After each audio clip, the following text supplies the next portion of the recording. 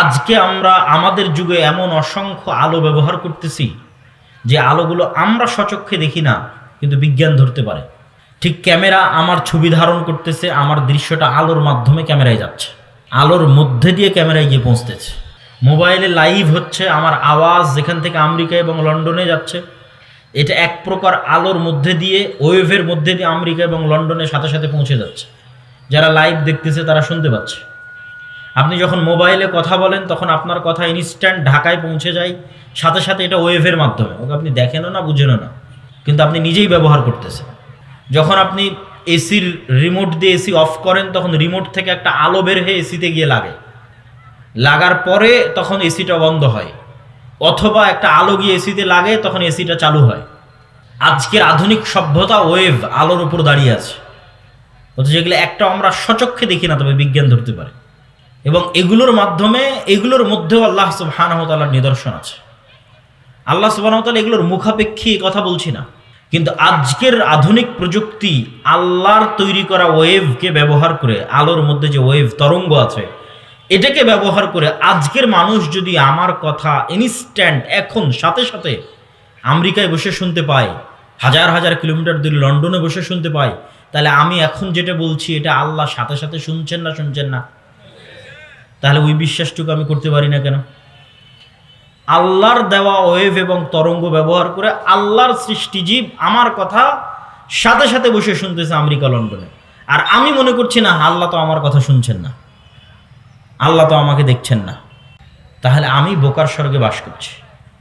যদিও আল্লাহ সুবহানাহু ওয়া তাআলা এগুলোর মুখাপেক্ষী নয়, কিন্তু এগুলোর মধ্যে চিন্তার আলামত আছে, চিন্তা করার সুযোগ আছে। তো ঠিক যেমন অসংখ্য অদৃশ্য লাইট মানুষ ব্যবহার করছে, কিন্তু মানুষ চোখে দেখে না, অথচ বিজ্ঞান ধরতে পারে।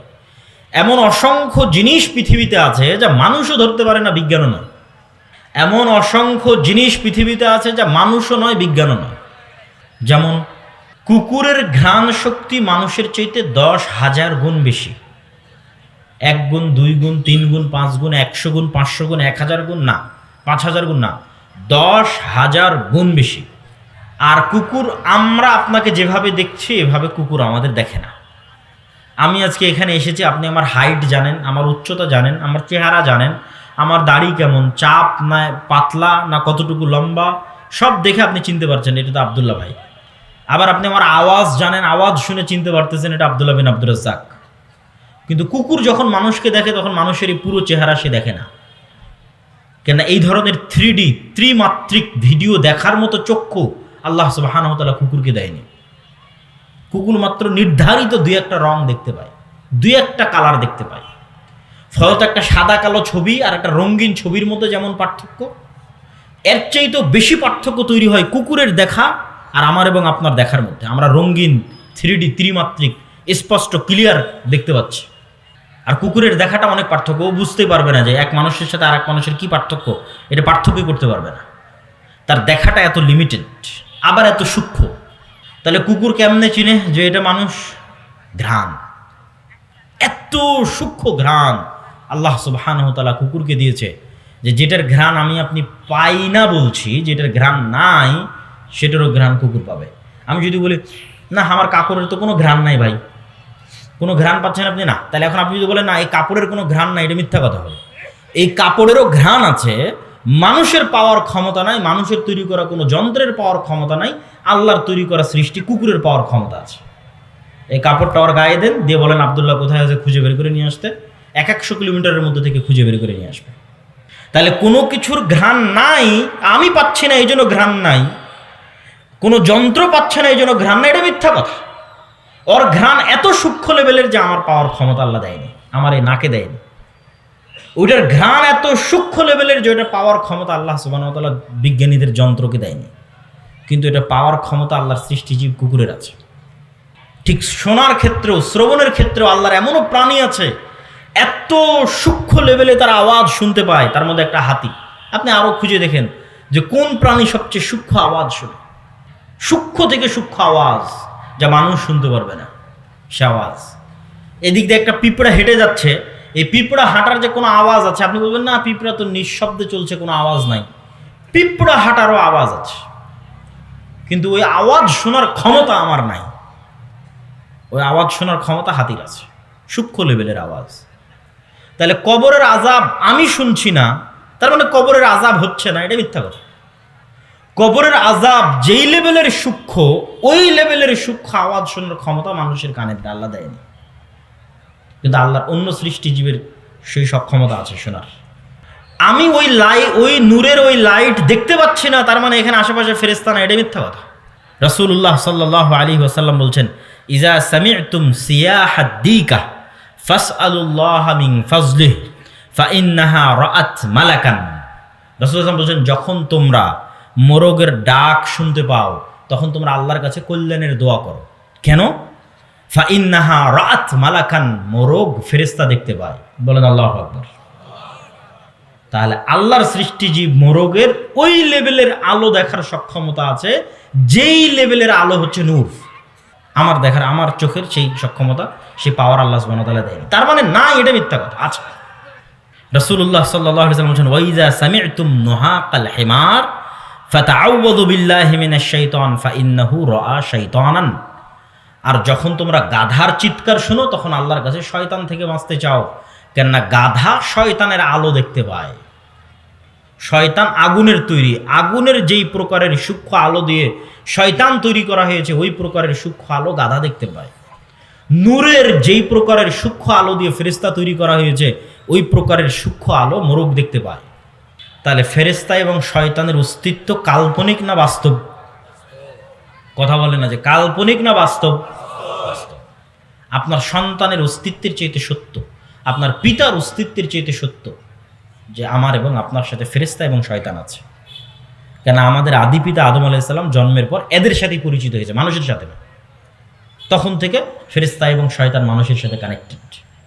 এবং মানুষের অন্তর, মানুষের কাল্ব এত আপার লেভেলের মেশিন। কেন মেশিন বলতেছি?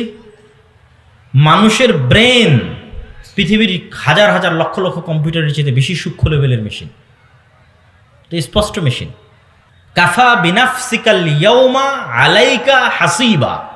আল্লাহ বলছেন, আজকে তোমার হিসাব নেওয়ার জন্য তুমিই যথেষ্ট। তো আমার হিসাব নেওয়ার জন্য আমি যথেষ্ট। আর অনেকগুলো মাধ্যম হতে পারে, কিন্তু একটা সহজ মাধ্যম বলি, সেটা হচ্ছে আমার ব্রেন।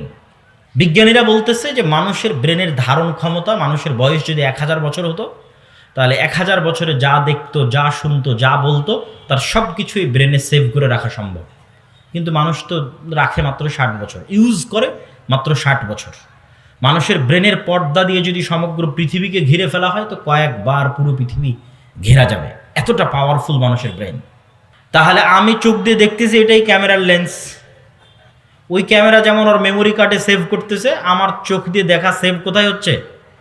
ব্রেনে সেভ হচ্ছে। আপনার তো মনে থাকে, যা করেন সব মনে থাকে, যা দেখেন সব মনে থাকে। কোথায় গিয়ে সেভ হয়? এখানে গিয়ে সেভ হয়, ব্রেনে গিয়ে সেভ হয়। এখন ইলন মাস্ক গবেষণা করতেছে যে মানুষের ব্রেনের সাথে ইন্টারনেট লাগাবে।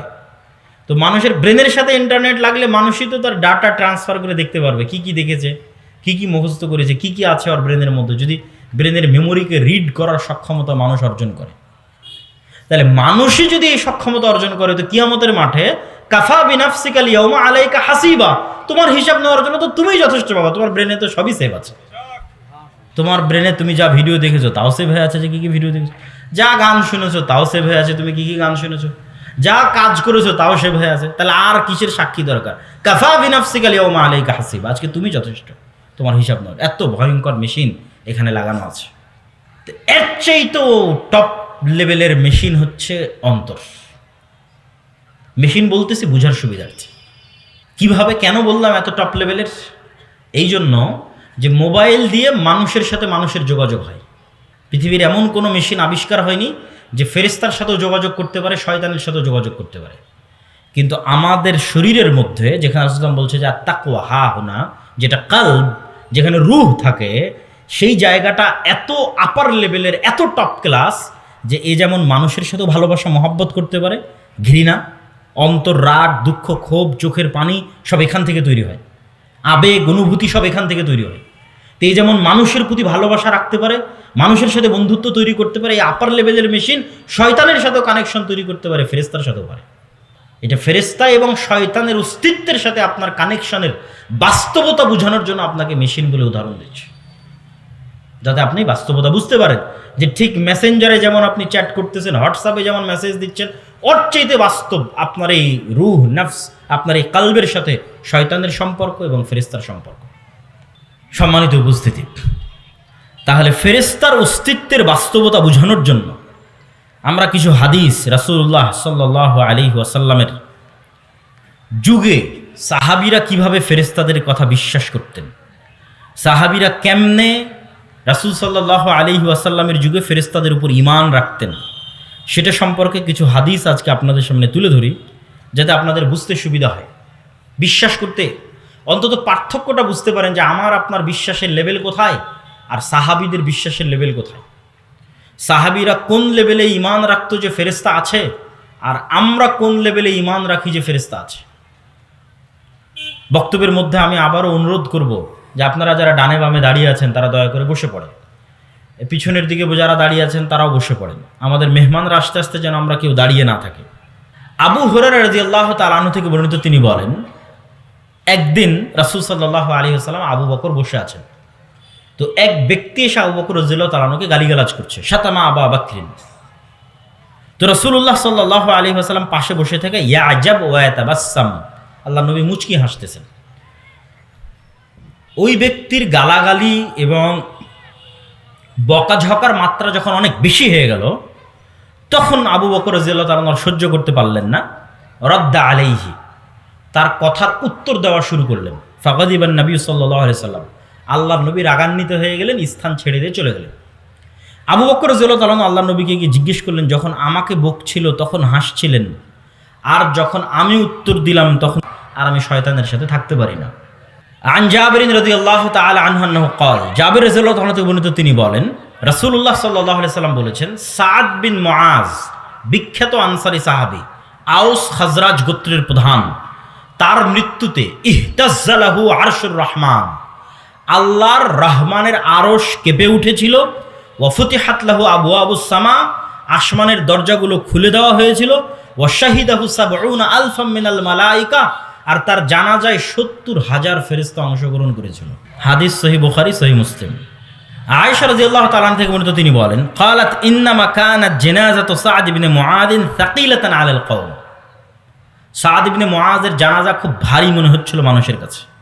তো যখন রাসূলুল্লাহ সাল্লাল্লাহু আলাইহি সাল্লামের কাছে এই কথা পৌঁছলো, তিনি বললেন, ইন্নাল মালাইকাতা কানাত তাহমিলু, এই জানাজার সাথে এত বেশি পরিমাণে ফেরেশতা আছে যে ফেরেশতার আধিক্যের কারণে ভারী হয়ে এসেছে।